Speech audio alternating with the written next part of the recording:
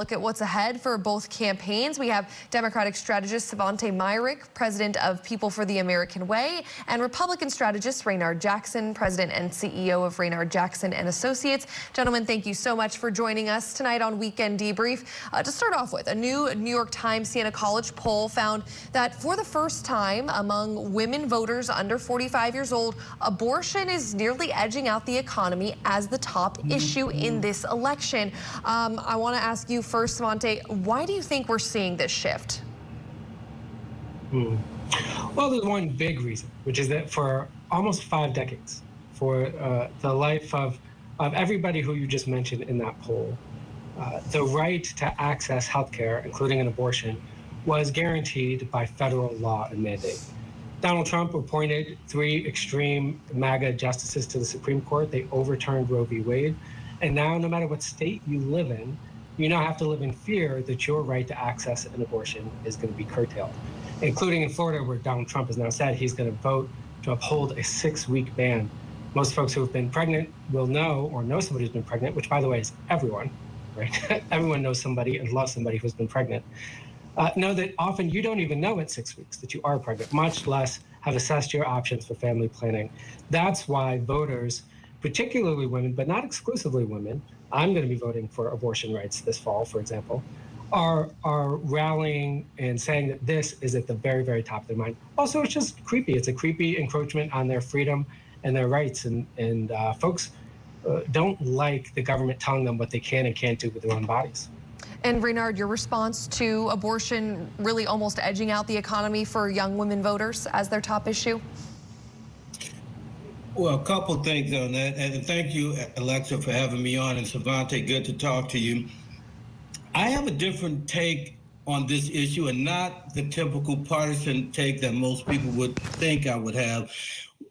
Number one, this particular demographic that you're referring to, Alexa, they have one of the lowest voting turnout in the whole country. So, and that's number one. Number two, those who make this issue their singular biggest priority as far as voting goes, these are the ones that's going to vote Democrat anyway. So it's not like these are independent voters or open-minded to a Republican candidate or a Trump candidacy. So I think this is all media hubbub about nothing. And I don't think that issue, because bottom line is, Alexa, come November 5th, people are going to vote their pockets. Abortion is an important issue, maybe 5 or 6 or 9 on the top 10 list of things to vote. People are going to vote, can I afford milk and bread when I go to the store?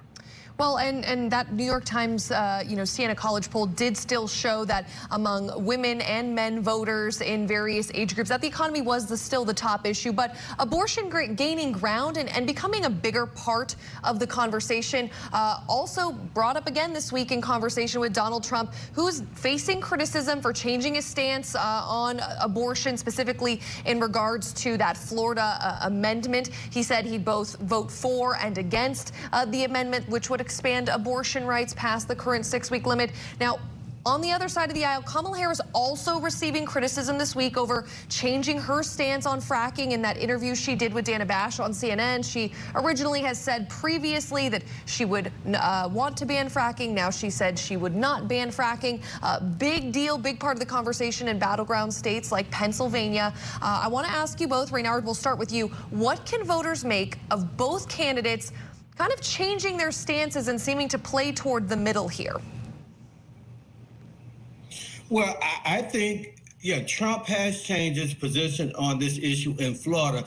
I think he has an established perception and a voting record as president established firmly in the public mind, whereas Kamala Harris, she's all over the map, and she doesn't have the credibility, in my view, going into the early voting and ultimately into November 5th. And so she comes across, and I watched the interview Thursday night on CNN, she comes across as so inauthentic that she's unbelievable. And I think that's what's going to hurt her, the inauthenticity as well as the flip-flopping, and she's not giving people a logical explanation to explain her changing. Could voters say the same, though, of Donald Trump? I mean, how do you defend his back and forth this week from a GOP perspective? Well, I think he's moved to the center on the issue of abortion because he's trying to appeal to those independent voters. But I think Trump has a defined record that's on paper of where he stands. People don't question what his value systems are. They may disagree with it, but they don't question what it is. And Svante, your response to both the candidates kind of going back and forth on issues this week? Yeah. Well, first I will say that, of course, access to abortion is a pocketbook issue. The number one reason families choose to have an abortion is because they're financially not prepared. If you think the cost of milk is high, try having an unwanted pregnancy, from the labor and delivery to childcare, et cetera. But second, yeah, this is the benefit, I think, of being a Democrat in this moment. You know, there's a reason why political parties are useful as opposed to cults of personality. And a political party, even the person at the head of the party, gets locked into the wills and the wishes of the other people in the party, the delegates at the convention, the senators, the members of Congress, those folks who went to Kamala Harris and said, hey, we can't ban fracking, we'll never support that, that's not going to be in our party platform. And she changed her mind. You can trust that that party and the published platform is going to follow what they've all agreed to. The problem with the cult of personality, if you were to Google the RNC, what the platform that came out of the RNC was basically, we trust dear leader Trump, whatever he decides is what we will do. The problem with that, of course, is that dear leader can change his mind. He can decide that it's not your enemies that are on the menu, but it's you that's on the menu. And suddenly, the cause that you fought for your whole life, you fought to get Donald Trump elected because you thought he was going to be a pro-life president, you find out that it doesn't suit dear leader anymore, and he's going to toss you out quick as trash. It happened to dozens of people who worked closely with him. It's why 45 people who worked in his cabinet have said that he's not suited to be president, an unbelievable amount, right? Nobody who's worked in the Biden cabinet has said that about Biden or Harris. 45 people who work directly with President Trump, who know him well, have said to the American people, we don't trust him. That, I think, is the difference. Kamala Harris changed her opinion, not her values, but her opinion, yes, and she got aligned with where the party was. Trump will throw out anybody to save himself. He's been running for president for 9 years, and it's still only about him and not about us.